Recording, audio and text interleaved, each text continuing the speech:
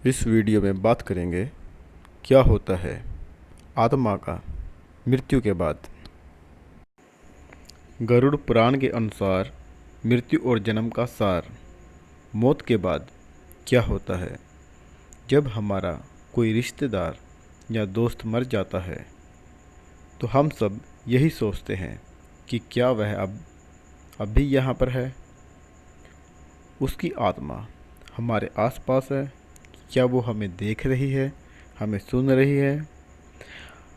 हम जब रोते हैं तो यही सोचते हैं कि शायद अब वो हमें चुप करवाने ज़रूर आएगा, या फिर सोचते हैं कि वह अब आसमान में जाकर तारा बन गया है, या अब कुछ है ही नहीं। मृत्यु के बाद सब कुछ खत्म हो जाता है। मृत्यु पर कई लोगों ने शोध किया। कोई कुछ कहता है तो कोई कुछ कहता है। कई धर्म बने, सब में अपनी अपनी राय है। इन सब सवालों के जवाब लिखे हुए हैं गरुड़ पुराण में। गरुड़ पुराण हिंदू धर्म के प्राचीन महाकाव्यों में से एक है। इसमें मनुष्य जीवन के अर्थ को वार्तालाप के रूप में लिखा हुआ है।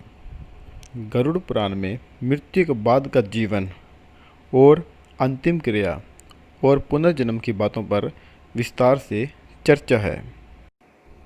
मृत्यु के बाद क्या होता है?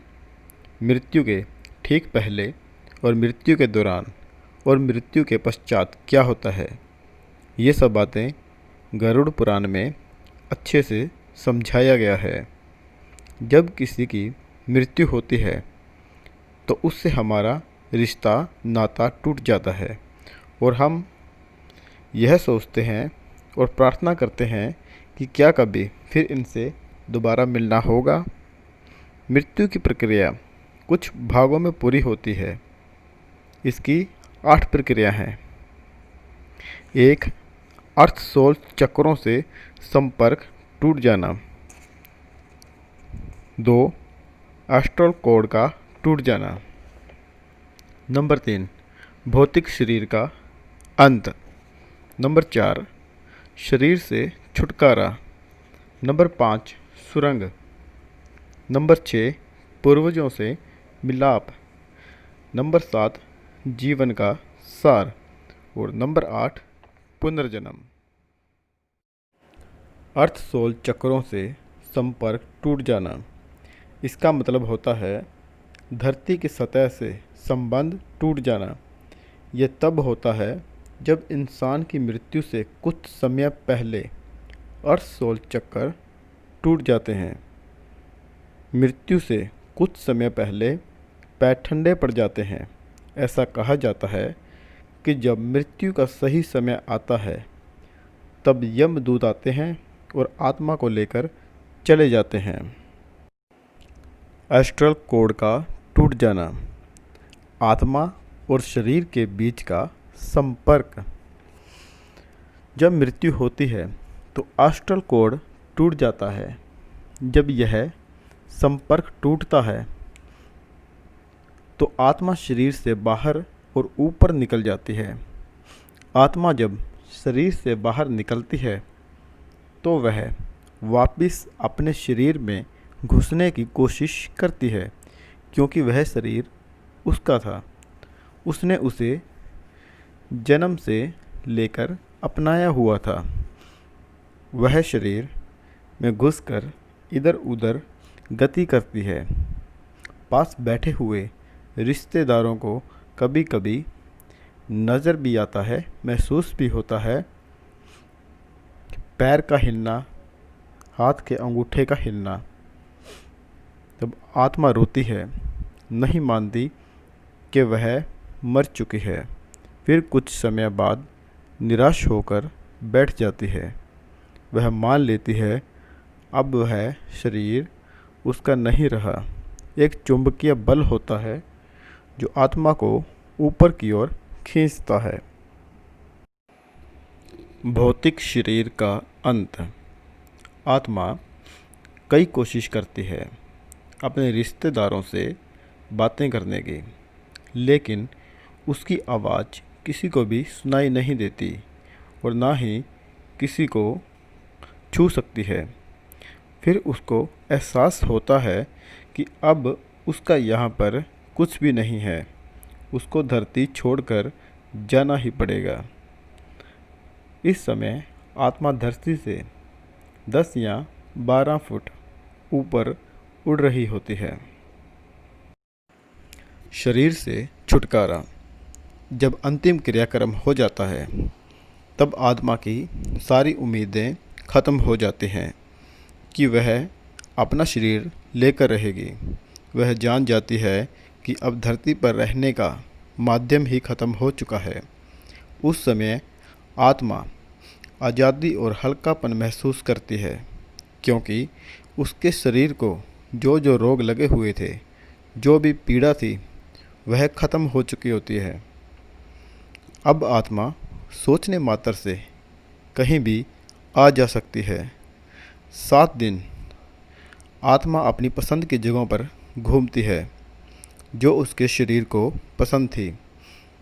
आत्मा अगर धन दौलत से ज़्यादा लगाव था तो जहाँ पर धन रखा था वहीं पर रहती है। घर के किसी सदस्य या बच्चे अगर उनके साथ लगाव था तो उनके पास रहती है और उन्हें प्यार करती है। फिर 7 दिन बाद आत्मा अपने परिवार और धरती को अलविदा कहती है। धरती से दूर होकर दूसरी दुनिया में प्रवेश करती है। सुरंग। मृत्यु के बाद 12 दिन बहुत महत्वपूर्ण होते हैं। हमें सारे अंतिम संस्कार और रीति रिवाज ठीक से करने होते हैं। उस आत्मा के लिए प्रार्थना, क्षमा याचना करनी होती है उसकी मुक्ति के लिए, ताकि आत्मा अपने साथ कोई नकारात्मक भाव जैसे कि दुख, क्रोध, नफरत साथ ना ले जाएं। सभी रीति रिवाज, प्रार्थना आत्मा के लिए भोजन का काम करती हैं, उसे आगे यात्रा में मदद करती हैं। सुरंग को पार करने में यही रीति रिवाज मदद करते हैं। अगर घर वाले रीति रिवाज यह कर्म नहीं करते तो आत्मा सुरंग पार नहीं कर पाती, यहीं धरती पर रह जाती है। वह ना तो एस्ट्रल कोड तक पहुंच पाती है और ना ही धरती पर शरीर के साथ रहती है। परिवार का फर्ज बनता है कि वह आत्मा को अंतिम मार्ग में मदद करे। पूर्वजों से मिलाप। मृत्यु के 12वें दिन होम प्रार्थना करवाने के बाद आत्मा अपने पूर्वज, दोस्तों और रिश्तेदारों से मिलती है। पहले से मृत पूर्वज उनका ऊपरी दुनिया में स्वागत करते हैं। उसके बाद आत्मा के धरती पर किए गए कर्मों को परखा जाता है, उनका निरीक्षण किया जाता है। जीवन का सार। यहाँ पर आत्मा खुद के कर्मों का निरीक्षण खुद करती है। जो उसके साथ बुरा हुआ, जिसने किया, उससे बदला लेने की भावना रखती है। जो उसने खुद बुरा किया है उसका पछतावा करती है, क्षमा मांगती है और उसका फल भोगने की इच्छा भी जाहिर करती है। जो वह फैसला करती है वही उसके अगले जीवन का आधार बनता है। अगले जन्म में उसकी सज़ा ज़रूर मिलती है। इसलिए जब भी कोई गलती हो तो क्षमा ज़रूर मांगें।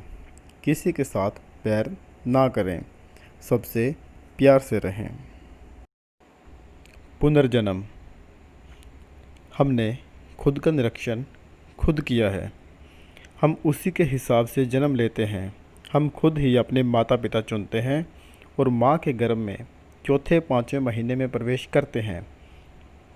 ब्रह्मांड इसी तरह से डिजाइन किया गया है और हमारे जन्म के स्थान और समय से हमारी कुंडली बनती है, जिसे हम जन्म पत्रिका कहते हैं।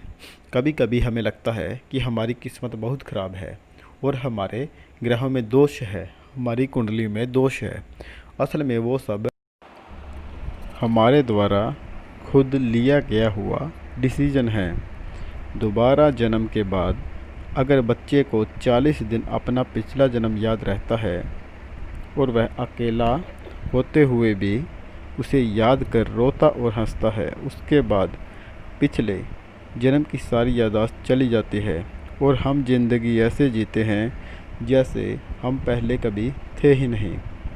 तो ये है जीवन और मृत्यु का सार।